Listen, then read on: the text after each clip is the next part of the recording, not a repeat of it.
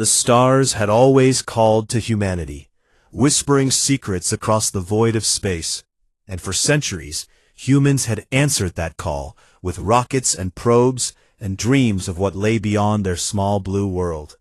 But nothing could have prepared them for what they would find when they finally reached far enough into the darkness. Captain Daniel Morrison stood on the bridge of the starship Endeavour, his eyes fixed on the view screen as the vessel drifted through the cold emptiness near Jupiter. He was a tall man with graying hair at his temples and the kind of steady gaze that came from 20 years of military service. And he had seen many strange things in his career, but the signal his communications officer had just detected was unlike anything in human records. "Sir, the transmission is definitely artificial," Lieutenant Amy Porter said, her fingers dancing across her console as she analyzed the data streaming across her screen. "The patterns are too complex to be natural, and they are repeating in what appears to be a mathematical sequence." Morrison leaned forward in his command chair, his heart beating faster despite his efforts to remain calm. This was the moment humanity had wondered about since the first cave dweller looked up at the night sky and asked if anyone else was out there. "Can you translate it?" he asked. "Working on it now," Porter replied, and the bridge fell silent as every crew member held their breath. Minutes passed like hours, until finally the young officer looked up with wide eyes. "Sir, they want to meet us." 72 hours later, a makeshift station had been constructed in lunar orbit, a neutral ground where the first formal contact between humanity and an alien civilization would take place. Morrison had been chosen to lead the human delegation, along with Commander Laura Bennett, a diplomatic attaché with sharp eyes and an even sharper mind, who had spent her career preparing for scenarios that most people considered science fiction. The alien vessel that approached the station was beautiful in a way that human ships were not. It seemed to flow rather than fly, its hull shimmering with colors that had no names in any human language. When the airlock opened and the alien delegation stepped through, Morrison had to remind himself to breathe. Ambassador Valeth of the Corthan species was unlike any creature Morrison had ever imagined. The alien stood nearly 7 feet tall, with a body that resembled an insect, but moved with a grace that suggested intelligence far beyond any Earth creature. Iridescent wings folded against its back, caught the light, and scattered it into rainbows, and its large compound eyes seemed to take in everything at once. "We greet you in the name of the Galactic Concordance," Valeth said, through a translation device that rendered its clicks and whistles into perfect English. "We have watched your species for many of your generations, and we believe you are ready to join the greater community of civilizations that share this galaxy." Morrison exchanged a glance with Bennett before responding. "We are honored by your attention and grateful for this opportunity," he said carefully. "What does membership in this concordance involve?" Valeth's antennae twitched in what might have been pleasure. "The concordance is an alliance of 47 species who have chosen peace over conflict. For 8,000 of your years, we have maintained harmony across hundreds of star systems. There has been no war among member species in all that time." "That is remarkable," Bennett said, genuine admiration in her voice. "How have you achieved such lasting peace?" "Through the elimination of the instruments of war," Valeth replied simply. "All member species agree to complete demilitarization upon joining. Weapons are dismantled, military vessels are decommissioned, and defensive systems are removed. Without the tools of violence, violence becomes impossible." The words hung in the air like a physical weight. Morrison felt his stomach tighten as he understood what was being asked. Beside him, Bennett's expression had grown carefully neutral, the mask of a diplomat who had just heard something deeply troubling. "You are asking us to destroy all our weapons," Morrison said slowly. "All our ships, all our defenses, everything we have built to protect ourselves. It is the only path to true peace," Valeth confirmed. "The Concordance cannot accept a member species that retains the capacity for violence. It would undermine everything we have built. But in exchange, you would have access to technologies beyond your current understanding, trade relationships with dozens of advanced civilizations, and the guarantee that no member species would ever threaten you. Bennett stepped forward, her voice calm but firm. Ambassador Valeth, we are grateful for this offer, and we understand the philosophy behind it. But I must be honest with you. Humanity cannot accept these terms. Valeth's wings rustled with what seemed like confusion. I do not understand. We offer you peace and prosperity. Why would you refuse? Because peace bought with helplessness is not peace at all, Bennett replied. It is simply waiting for the next threat to arrive. Humanity has enemies, Ambassador. We have a long history of conflict, both among ourselves and with the dangers of the universe.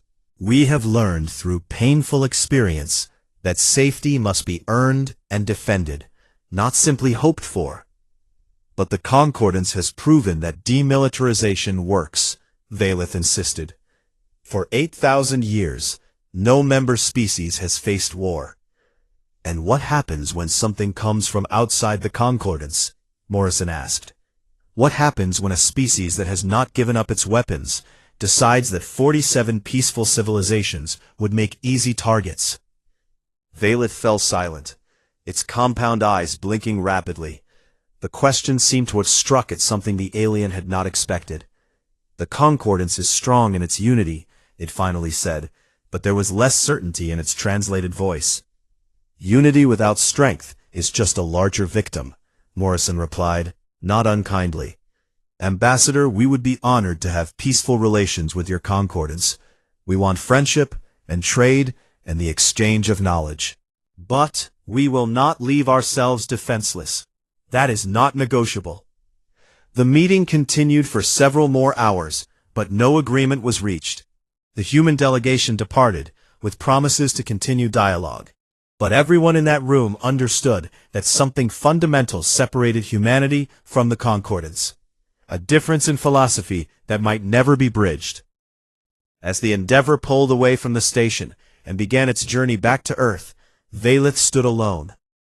At the viewport of the alien vessel, watching the human ship grow smaller against the backdrop of stars. The Ambassador had met many species over its long career, had welcomed dozens into the Concordance, but never before had it encountered one that rejected the offer of eternal peace. With trembling limbs, Valeth activated a communication link to the Concordance High Council, the ruling body that governed all member species. The message it sent was short, but it would spark debates that would echo across the galaxy for generations to come. The humans have refused demilitarization, Valeth reported. When pressed, they spoke of enemies and threats and the need for defense. I do not understand their reasoning. I do not understand their fear. Or rather, I do not understand their lack of fear. Do humans not fear war? The question traveled across light years to reach the council chambers, where beings from 47 species would gather to discuss its implications. None of them could have known that the answer to that question would soon be demonstrated in ways that would shake the foundations of everything they believed. And far away, on a small blue planet orbiting an unremarkable yellow star, humanity continued building ships and training soldiers and preparing for threats that might never come, because they understood something the Concordance had forgotten long ago. That peace was not the absence of weapons, but the presence of those willing to use them in defense of everything they held dear. 3 months after the failed diplomatic meeting, humanity learned why the Concordance had been so eager to bring them into the fold, and the truth was far more terrifying than anyone had imagined. Admiral Kevin Hayes sat in the war room deep beneath the mountains of Colorado, surrounded by screens displaying tactical data from across the solar system. He was a broad-shouldered man with a shaved head and eyes that had seen too many battles, and right now those eyes were focused on the intelligence report that had just arrived from Concordance space. The Vrakti hegemony, he read aloud, his voice grim. A predatory empire that has been conquering systems along the galactic rim for the past 3 centuries. They have absorbed 14 species into their domain, and none of those species exist as free peoples anymore. Lieutenant Commander Samantha Price, his chief tactical officer, pulled up images on the main screen. The Vrakthi were reptilian creatures, standing about 6 feet tall, with scales that ranged from dark green to almost black. Their eyes were yellow with vertical slits, and their mouths were filled with teeth designed for tearing flesh. Everything about them spoke of predators, of hunters who had evolved to kill and conquer. They respect only strength, Price explained. Their entire society is built around the concept of dominance. The strong rule, the weak serve, and those who cannot be useful are eliminated. They see the Concordance as a buffet of helpless victims just waiting to be devoured. Hayes nodded slowly, his mind already racing through scenarios and strategies. And now they have turned their attention toward Concordance space. Yes, sir. According to the Corthon ambassador, the hegemony fleet is already massing at the border. The Concordance has sent us a warning, urging us to either join them in surrender or prepare for destruction. Surrender. Hayes repeated the word like it was something foul. They want us to surrender to creatures that enslave entire species. The Corthons believe it is the only way to survive, Price said. They are preparing to submit themselves, hoping that compliance will allow them to preserve some fragment of their civilization. Hayes stood and walked to the main screen, staring at the image of a Vrakthi warrior. The creature stared back with those cold yellow eyes, and Hayes felt something stir in his chest. Not fear, but something older and fiercer. The same fire that had driven humanity through ice ages and plagues and wars that should have destroyed them. "Get me a secure line to the President," he said quietly, "and start recalling our fleets from every corner of the system. If these lizards want a fight, we are going to give them one they will never forget." Within days, Earth had transformed into a world preparing for war. Factories that had been producing consumer goods switched to military production almost overnight. Shipyards that had been building cargo vessels began constructing warships instead. Recruitment centers that had seen steady but modest numbers were suddenly overwhelmed with volunteers. Private First Class Danny Sullivan was one of those volunteers. He was 22 years old, fresh out of college with a degree in engineering that he had planned to use building bridges and buildings. Instead, he found himself in a training camp learning how to fire plasma rifles and pilot combat shuttles. "I could not just sit at home and wait for them to come," he told his mother during their last video call before deployment. "These things have conquered 14 species, 14 entire civilizations, wiped out or enslaved. If we do not stop them, we will be number 15. His mother had cried, but she had also told him she was proud, and Sullivan carried those words with him like armor as he boarded the transport that would take him to join the Third Fleet. Ambassador Valeth had remained at the lunar outpost, officially to maintain diplomatic relations, but really because the Corthon could not look away from what was happening. Every day brought new reports of human military preparations, new ships launching, new weapons being tested, and every day Valeth grew more confused and more fascinated. "They know what the hegemony has done," Valeth transmitted to the High Council. "They have seen the records of conquered worlds, the images of enslaved populations, the evidence of what happens to species that resist, and yet they are not fleeing, they are not surrendering. They are building more weapons and training more soldiers and preparing to fight." The Council's response was a mixture of pity and bewilderment. The Corthons and the other concordant species had made their choice long ago, deciding that survival through submission was better than extinction through resistance. They could not understand a species that would choose differently. But Valeth was beginning to understand, or at least beginning to see the shape of something it did not yet have words for. There was something in the human eyes when they spoke of the coming war. Something that was not quite madness, but was certainly not the calm acceptance of fate that the Concordance preached.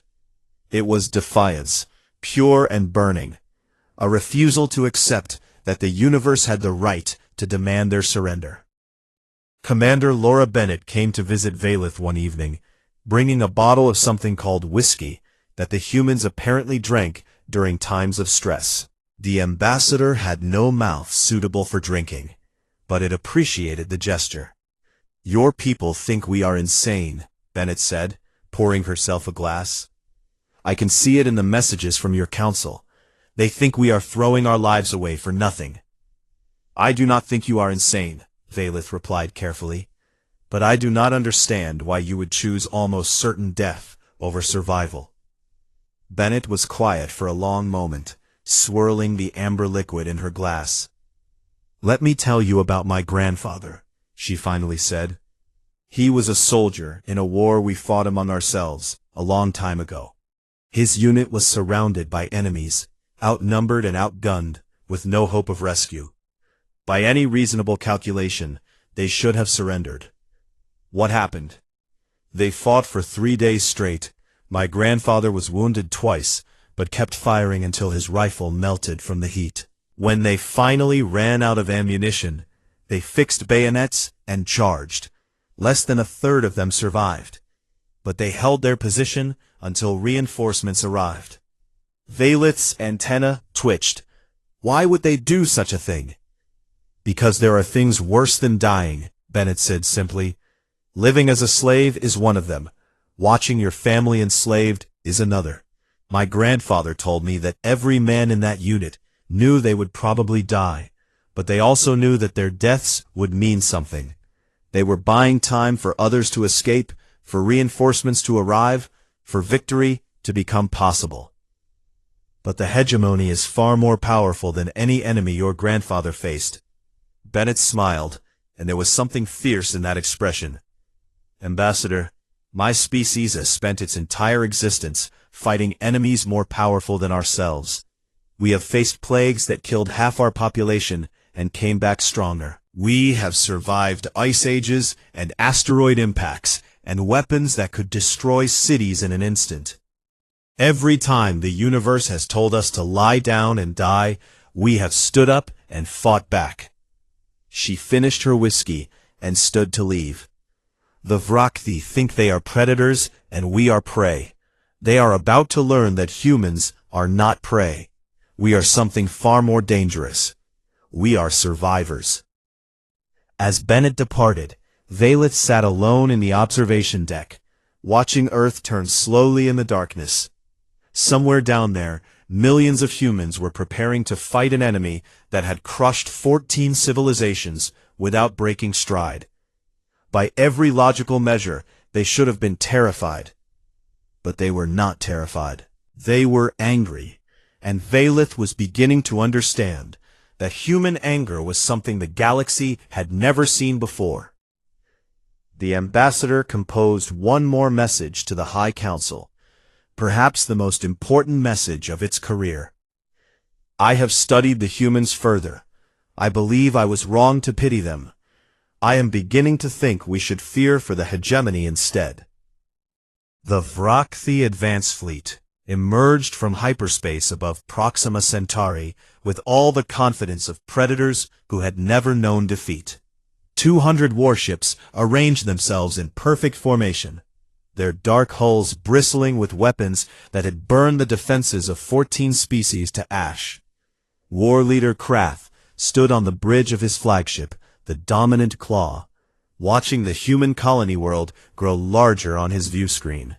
"Scan for military vessels," Krath ordered, his voice a deep rumble that made his subordinates flinch. He was massive, even by Vrakthi standards, nearly 7 feet of scaled muscle and barely contained violence, and he had personally led the conquest of 3 civilizations.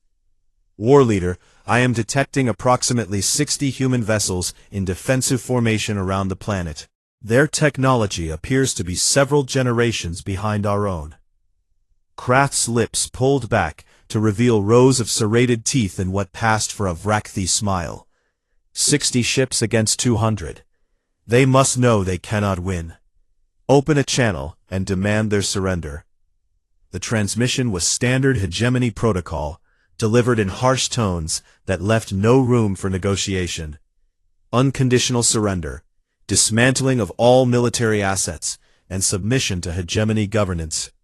The consequences of refusal were made explicitly clear. Captain Nathan Cole received the transmission aboard the destroyer Resolute. He was a lean man with a scarred face and calm eyes that had seen combat on 3 worlds. Around him, his bridge crew waited in tense silence for his response. "Sir, the Vrakthi fleet outnumbers us more than 3 to 1, his first officer noted quietly. Their weapons have greater range and power. By any tactical calculation, we cannot win this battle." Cole nodded slowly. "You are absolutely right, Commander. We cannot win. But that is not why we are here." He opened the communication channel and spoke clearly, his voice carrying across the void of space to the Vrakthi flagship. "This is Captain Nathan Cole of the Earth vessel Resolute, speaking on behalf of the Third Fleet. We have received your terms, and our answer is simple. Come and take it." Silence followed, then a burst of confused chatter from the Vrakthi fleet. They had conquered 14 species, and not once had any of them responded with such casual defiance. Kraft's yellow eyes narrowed as he processed the words. "They refuse?" he asked, genuinely puzzled. "They have seen what we did to the others. They know what awaits them." "Perhaps they do not understand, War Leader," his second-in-command suggested. "These humans are young. They have never faced a true predator." "Then we will teach them," Kraft growled. "All ships, attack formation, destroy their fleet, and then burn their colony. Leave nothing alive." The battle began with the Vrakthi advancing in a wall of fire, their weapons tearing through space with deadly precision. The human ships scattered before the onslaught, smaller and weaker, outmatched in every measurable way. Within the first hour, a dozen human vessels were destroyed or crippled. But then, something strange began to happen. The damaged human ships did not retreat. They continued fighting, pouring fire into Vrakthi hulls, even as their own vessels fell apart around them. One frigate, its engines destroyed and its hull breached in a dozen places, drifted directly into the path of a Vrakthi cruiser and detonated its reactor at point-blank range, taking the larger ship with it. Private Danny Sullivan was aboard the carrier Valiant when the first wave of Vrakthi fighters swarmed toward them. He had been assigned to a point defense turret, a small station designed to shoot down incoming missiles and bombers. When the attack came, he found himself firing at targets moving faster than anything he had trained for. "Keep shooting," his squad leader shouted over the chaos. "Do not let them through." Sullivan fired until his weapon overheated, then waited the agonizing seconds for it to cool before firing again. All around him, he could hear the screams of wounded and dying crew members, the alarms warning of hull breaches and system failures. The Valiant was being torn apart, and they all knew it. But they kept fighting. On the bridge of the Resolute, Captain Cole directed the desperate defense with a calm that bordered on eerie. He had accepted that he would likely die today. What mattered now was making that death count for something. "All ships, execute Pattern Omega," he ordered. "Make them pay for every inch." Pattern Omega was not a strategy designed for victory. It was a strategy designed for maximum damage. Human ships stopped trying to survive and started trying to destroy as many enemy vessels as possible before they went down. Destroyers charged directly at Vrakthi battleships, absorbing fire that would have killed them anyway, while delivering devastating close-range strikes. War Leader Kraft watched in growing disbelief as his advanced fleet suffered losses that should have been impossible. These humans were not fighting like a species that wanted to live. They were fighting like a species that had already accepted death and wanted only to drag their enemies down with them. "What manner of creatures are these?" Kraft demanded, as another of his cruisers exploded on the view screen. "Why do they not flee? Why do they not surrender?" No one had an answer. The battle raged for 6 hours. By the end, The Vrakthi had taken Proxima Centauri, their troops landing on the colony world to find the civilian population evacuated, and the military garrison dug into defensive positions that would take weeks to crack. They had won, technically, but the cost was staggering. Nearly a third of Krath's fleet was destroyed or disabled. Thousands of Vrakthi warriors were dead, and Krath himself lay dying on the deck of his flagship, mortally wounded when 3 human frigates, their crews already dead from radiation exposure, had rammed the dominant claw on autopilot. As his life slipped away, Krath found himself thinking about the human captain who had answered his surrender demand. "Come and take it," the human had said. Now Krath understood what those words really meant. They were not a boast or a challenge. They were a promise that victory would cost more than any reasonable enemy would be willing to pay. The surviving Vrakthi commander, Sub-Leader Thrax, took command of what remained of the advance fleet. His first act was to send a report back to the hegemony, a report that would send shockwaves through the highest levels of Vrakthi command. "The humans do not surrender," Thrax wrote. "They do not retreat. They fight until death and beyond. I have seen their pilots aim their crippled ships at our vessels and accelerate. I have seen their soldiers fight with wounds that should have killed them. I have seen them smile as they died, satisfied that they had taken some of us with them. We have encountered something new, something we have never faced in 3 centuries of conquest. I do not know what these humans are, but they are not prey." On Earth, the news of Proxima's fall arrived with a somber broadcast that reached every home and every heart. President Elizabeth Carter addressed the world with tears in her eyes, but steel in her voice. "Today we lost Proxima Centauri," she said. "We lost ships and soldiers and civilians who trusted us to protect them. We lost friends and family members who will never come home. But we also sent a message to the Vrakthi hegemony. A message written in fire and blood. We will not go quietly. We will not surrender. And for every one of us you kill, you will pay a price that will make you question whether victory is worth the cost." Across the planet, recruitment centers reported lines stretching around blocks. Factories doubled their production schedules. Scientists worked around the clock on new weapons and new defenses. Humanity had lost the first battle, but they had proven something far more important. They had proven that they could hurt the hegemony, and that changed everything. 6 months into the war, the Vrakthi hegemony had captured 4 human colony worlds, but their advance had ground to a halt. Every victory had cost them ships and soldiers they could not easily replace. And somewhere along the way, the hunters had begun to feel like the hunted. Vice Admiral Christina Moore stood on the bridge of her flagship, the Dauntless, studying the tactical display that showed enemy positions across the contested sectors. She was a small woman with silver-streaked hair and eyes that missed nothing, and she had spent the past 3 months making the Vrakthi regret ever hearing the word human. "Admiral, we have confirmed the location of their supply convoy," her intelligence officer reported. "They will be passing through the Kepler asteroid belt in approximately 18 hours. Moore allowed herself a thin smile. "Then that is where we will be waiting. Signal all ships to prepare for silent running. We hit them fast and hard, then disappear before their main fleet can respond." This was the new way of war, the strategy that had turned the tide against the hegemony. Instead of meeting the Vrakthi in direct battle, where their superior numbers would overwhelm human forces, Moore had adopted tactics that humans had used against each other for thousands of years. Guerrilla warfare, hit-and-run attacks, striking at weak points, and vanishing before the enemy could retaliate.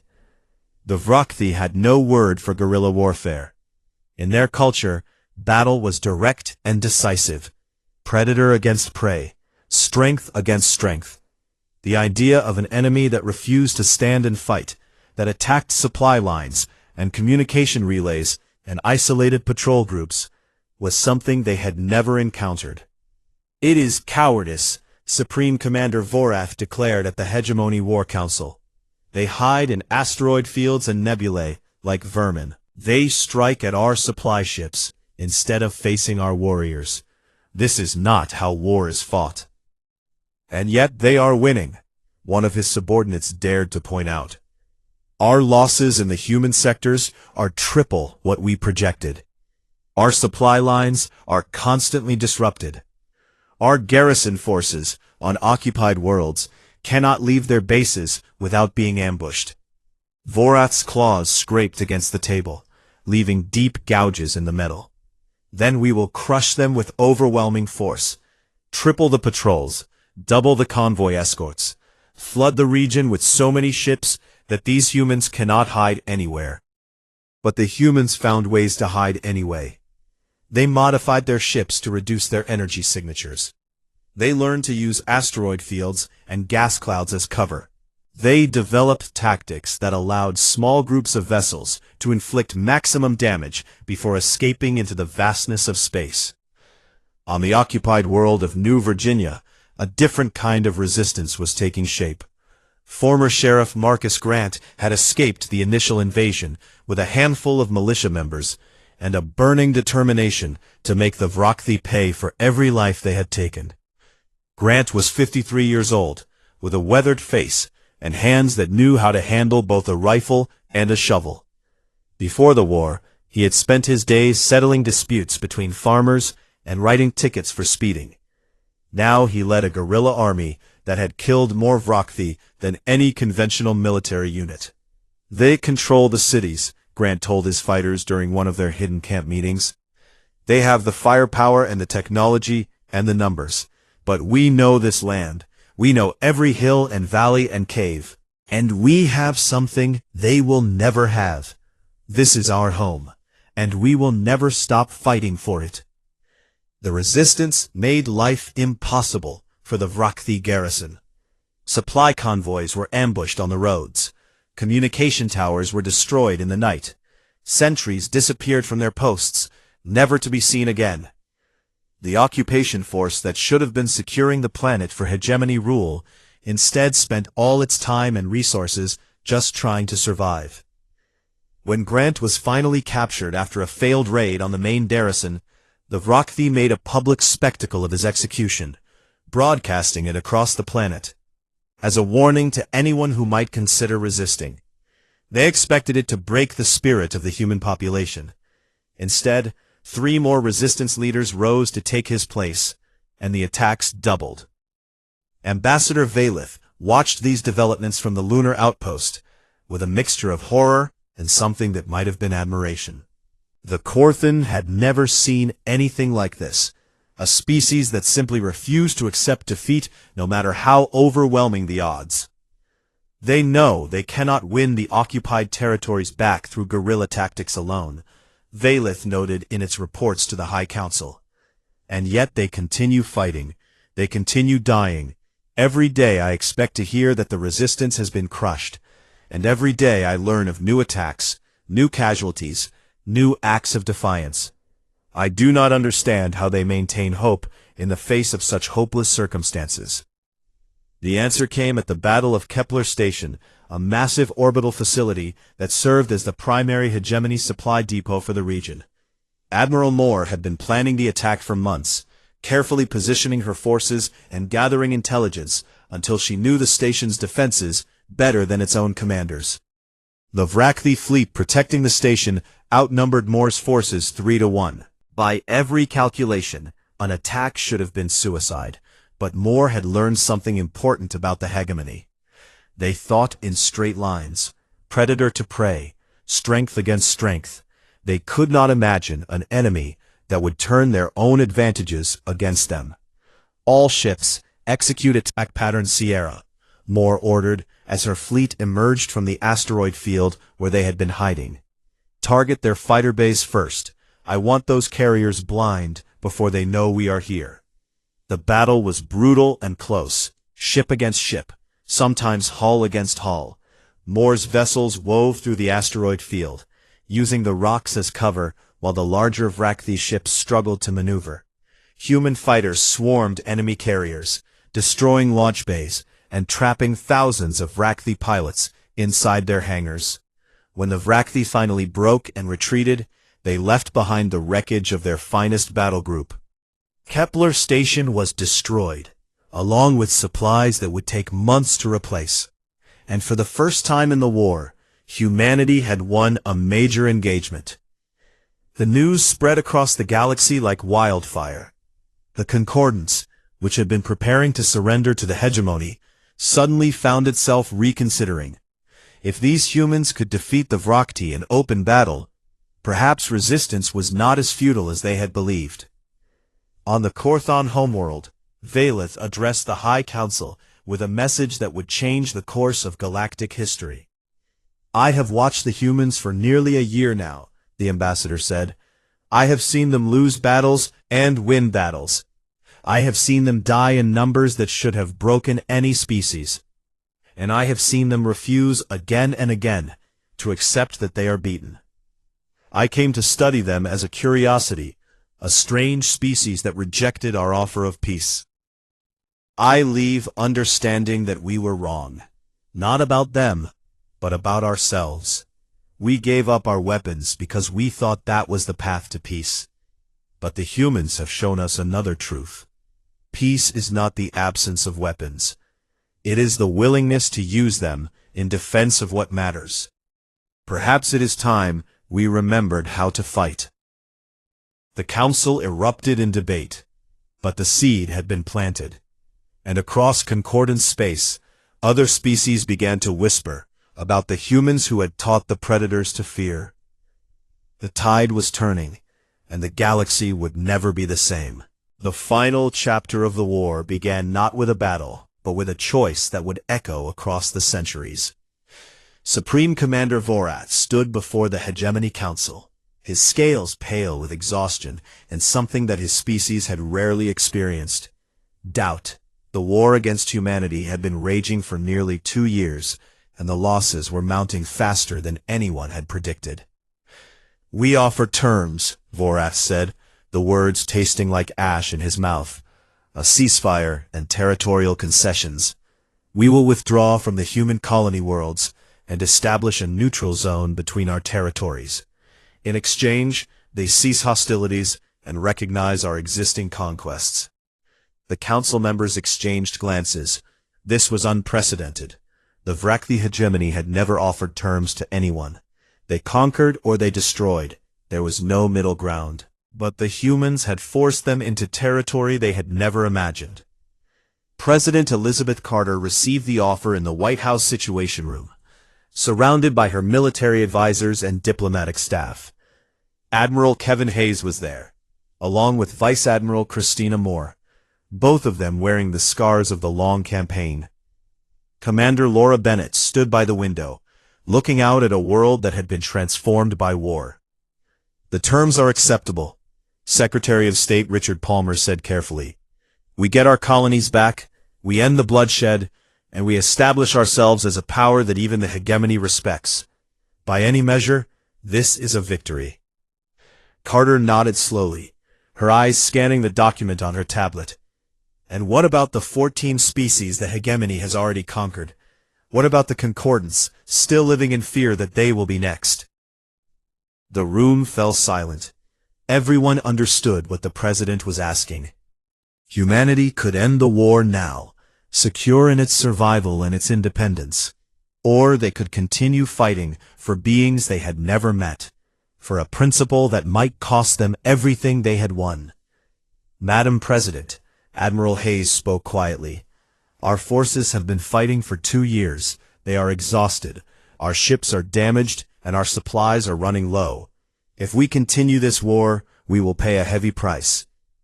"I know," Carter replied, "but I keep thinking about something Commander Bennett told me early in the war. She said there are things worse than dying. I believed her then, and I believe her now." She stood and faced the room. "When we first encountered the Concordants, they asked us to give up our weapons in exchange for peace. We refused because we understood that peace without the ability to defend it is just waiting for the next predator to arrive. But we also understood something else, that our weapons are not just for ourselves. They are for anyone who cannot defend themselves. You want to liberate the conquered species, Bennett said, not a question. I want to give them a chance, Carter replied. The same chance we had. The chance to fight for their own freedom. Can we really call ourselves heroes if we save ourselves and leave everyone else in chains? The vote was not unanimous, but it was decisive. Humanity would reject the hegemony's offer and continue the war until every conquered species had the opportunity to be free. The news stunned the galaxy. The Concordance, which had been watching the war from the sidelines, suddenly found itself confronted with a reality it had never imagined. These humans were not fighting for survival anymore. They were fighting for strangers, for species they had never met, for the principle that no one should have to live as a slave. Ambassador Valeth requested an immediate audience with Admiral Hayes, who had been placed in command of the combined human fleet. The meeting took place aboard the flagship Dauntless, in a conference room scarred by battle damage that the crew had not had time to repair. I must understand, Valeth said, its translators struggling to convey the emotion in its voice. You had peace within your grasp. Why did you refuse it? Hayes considered the question for a long moment before answering. Ambassador, let me tell you a story. A long time ago on our world, there was a great evil that threatened to enslave entire nations. One country had the power to stop it, but they chose to stay out of the fight, to protect their own peace while others suffered. Eventually, they were forced to join the war anyway, but by then, millions had died who might have been saved. What happened? Hayes said simply. They learned that evil does not stop at borders. They learned that safety bought by abandoning others is just borrowed time. And they learned that the price of freedom is eternal vigilance, not just for themselves, but for everyone. Valeth's antennae trembled. The Concordance has forgotten these lessons. We have hidden behind our pacifism for so long that we have forgotten what it means to stand for something. Then perhaps it is time to remember. The ambassador was silent for a long moment, and when it spoke again, its voice was different, harder and more determined. The Corthans have shipyards that have been dormant for 8,000 years. We have scientists who have studied weapons only in theory. We have billions of citizens who have never known war. But we also have something else. Shame. Shame that we cowered while you bled for us. I cannot speak for all of the Concordance, but I can speak for my people. The Corthans will fight. The final battle of the war took place above the Vrakthi homeworld. The human fleet arrived not alone, but at the head of an armada unlike anything the galaxy had ever seen. Corthan vessels flew alongside human destroyers. Elawari ships, their weapon systems, hastily reactivated after millennia of dormancy, took their positions in the formation. A dozen species that had never raised a weapon in anger now stood ready to fight for their freedom. Supreme Commander Vorath watched the approaching fleet from the bridge of his own flagship, and for the first time in his long and violent life, he felt something that might have been fear. These were not the scattered human ships he had faced at Proxima Centauri. This was an alliance forged in fire and blood, united by the belief that freedom was worth fighting for. The battle was fierce. The Vrakthi fought with the desperation of a predator cornered in its own den. But they were outnumbered now, outmaneuvered by tactics they had never learned to counter, outfought by species that had finally discovered the courage that humanity had shown them. When Vorath finally transmitted the hegemony's surrender, the war was over. In the aftermath, the galaxy was transformed. The conquered species were liberated, given the choice to rebuild their civilizations or join the new alliance that had formed around humanity. The Concordance, humbled by its own failure, began integrating human military advisors and rediscovering the arts of war it had abandoned so long ago. Ambassador Valeth wrote one final report before retiring from diplomatic service.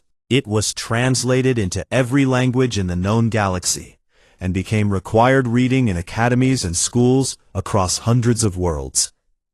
I asked long ago if humans feared war, Valith wrote.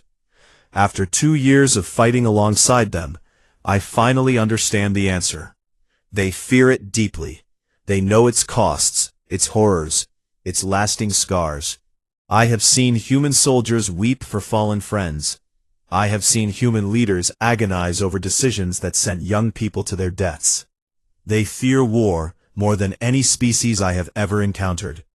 But they fear something else more. A galaxy where the strong prey upon the weak unchallenged. A universe where freedom is surrendered for safety. A future where good beings do nothing while evil triumphs. Humans fear war, but they fear cowardice more. And that is why they will always be willing to fight. On Earth, the veterans of the Great War returned home, to parades and celebrations. But the greatest tribute came from the children of liberated worlds, who looked up at the stars and knew that somewhere out there, humanity stood watch. And in schools across the galaxy, students learned the story of the species that had refused to surrender, that had fought against impossible odds, that had bled and died, not just for themselves, but for everyone who deserved to be free. The galaxy had asked if humans feared war.